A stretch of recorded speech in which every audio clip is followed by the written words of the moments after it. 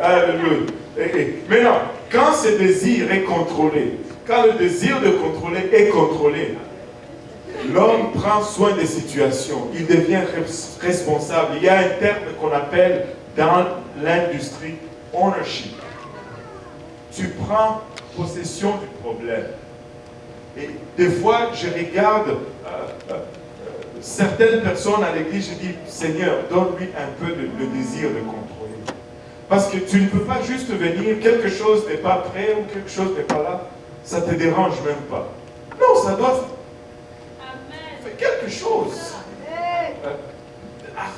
Arrange la situation. Fais quelque chose.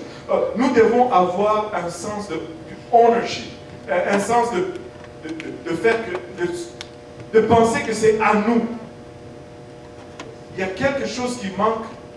Je ne peux pas juste ne rien faire. Je rentre dans l'église, il y a un morceau de papier à terre. Ah, moi je ne fais pas partie de ceux qui nettoient l'église. Hein? Oh. C'est ton église. Amen. C'est ton église. Pense que c'est ton église. Et un peu du ownership. Tu verras que ça va te faire pousser à faire quelque chose. Déjà, laisse-moi parler un peu. Écris ta question.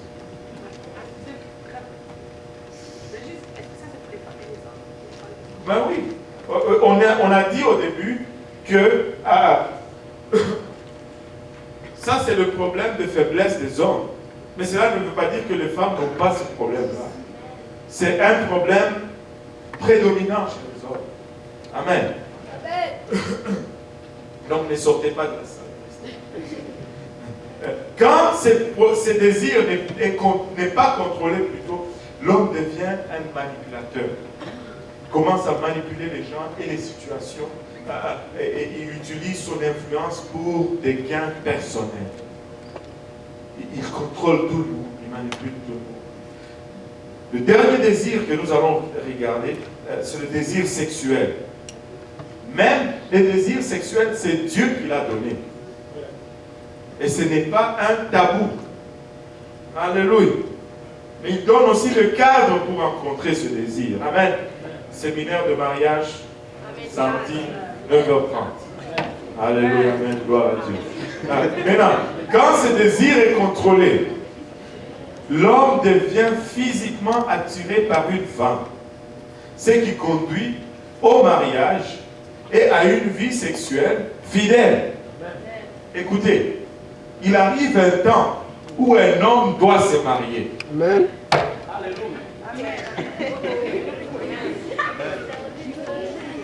Il arrive un temps où tu dois te marier, mon ami. Amen. Oh.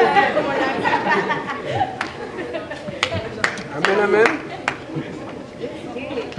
N'attends pas un son de cloche ou le tonnerre. À un moment là, tu dois prendre la décision que tu dois te marier. Amen. Oh. Parce que sinon, ben, c'est juste trop de problèmes. Amen. Oh. Amen.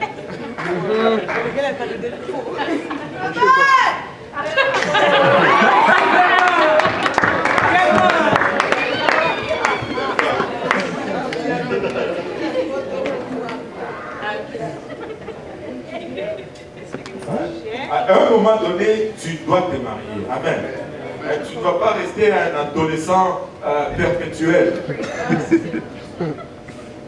Alléluia. Amen. Les sœurs, attends. Comment? Oh Seigneur, tu vas sortir de la très vite.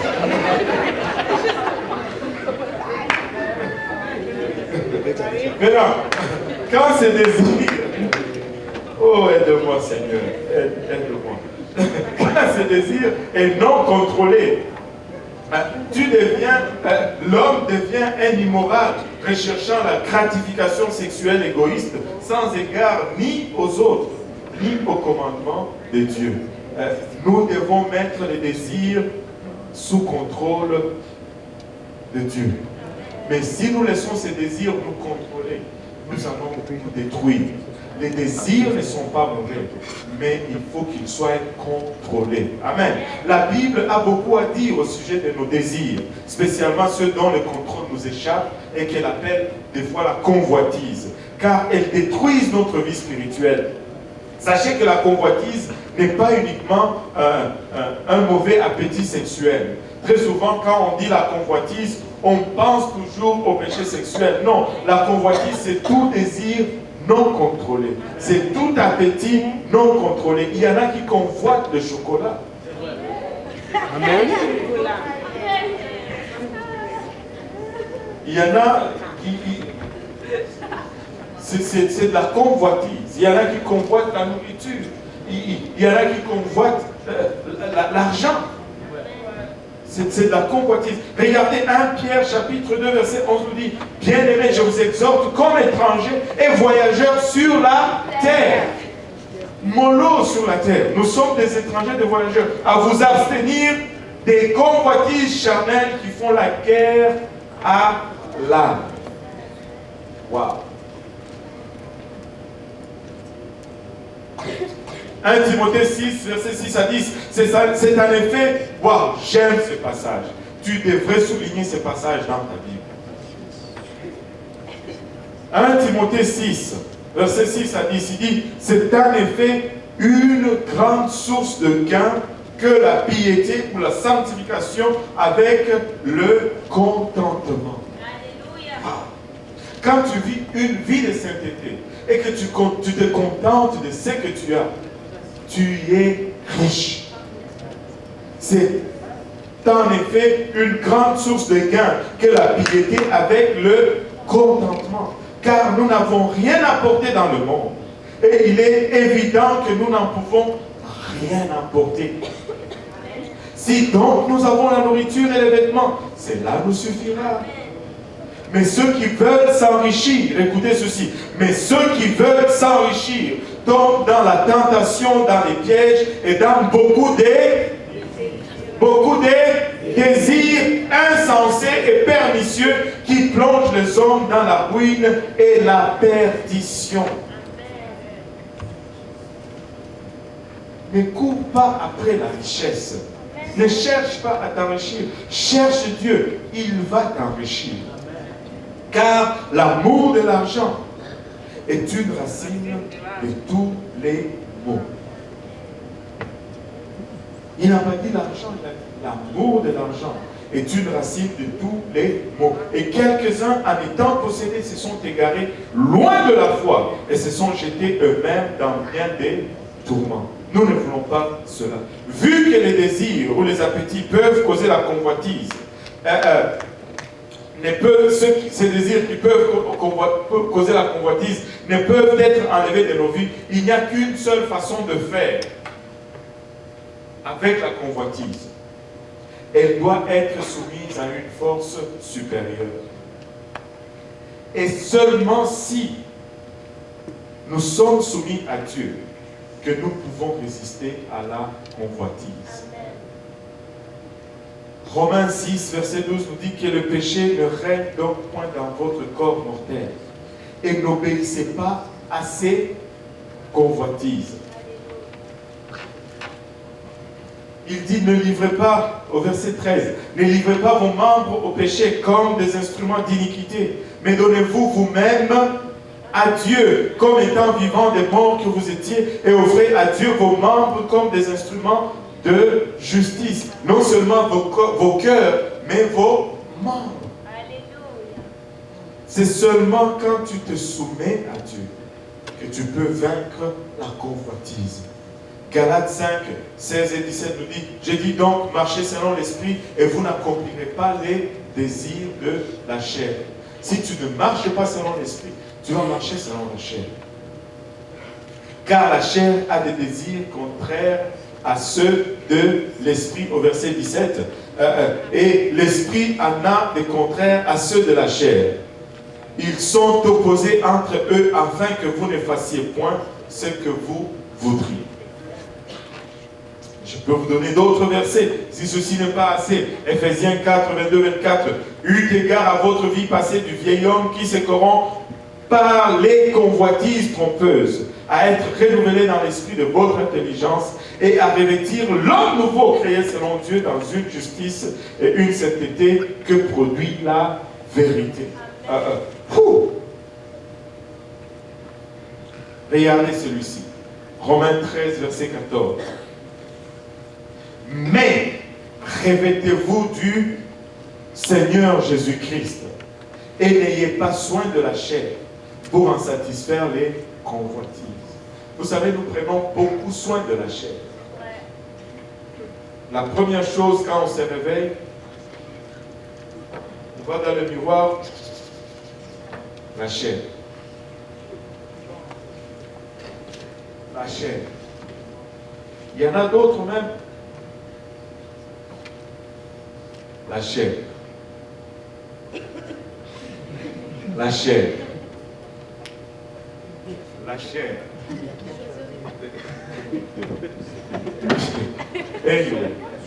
La convoitise est une voie qui finit toujours par la mort. Et plusieurs hommes commettent l'erreur de penser qu'ils peuvent manipuler les mauvaises choses qu'ils se permettent de regarder, de discuter ou de penser. Ils se disent, ceci ne m'affectera jamais, ça ne paraîtra jamais dans mes actions. Ils ne réalisent pas que le processus est déjà commencé et que s'il va trop loin, ils ne seront plus à mesure de l'arrêter. En plus, Dieu condamne cela même dans nos pensées déjà. Les hommes, nous ne pouvons pas avoir de main pure si nous n'avons pas un cœur pur. Jacques 1, 14, 15 nous dit, mais chacun est tenté quand il est attiré et amorcé par sa propre convoitise. Et au verset 5, il nous dit, puis la convoitise, lorsqu'elle a conçu, enfante le péché, et le péché étant consommé produit la mort.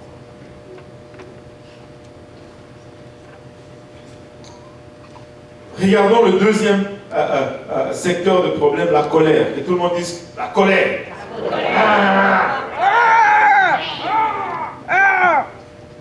En ce jour, comme dans le temps passé, on parle toujours de la... On dit que je sais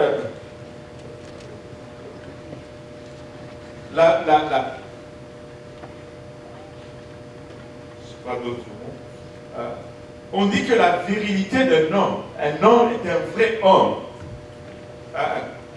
du temps qu'il est capable de contrôler ses émotions. N'est-ce pas? Ne pleure pas, t'es un homme. Amen. Un homme ne pleure pas. Amen. Et puis il va dans les toilettes. Ceci nous a conduits dans des troubles. Mais nous continuons de le faire quand même. Les hommes qui n'osent pas révéler leur vulnérabilité en exprimant extérieurement leurs émotions expérimentent normalement un niveau de stress très élevé et éventuellement la colère. Ce n'est pas une faiblesse que de pleurer. Bon. Amen.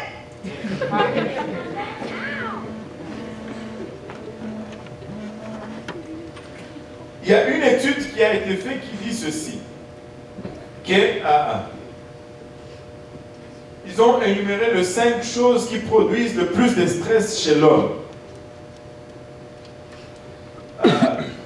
Les hommes sont plus stressés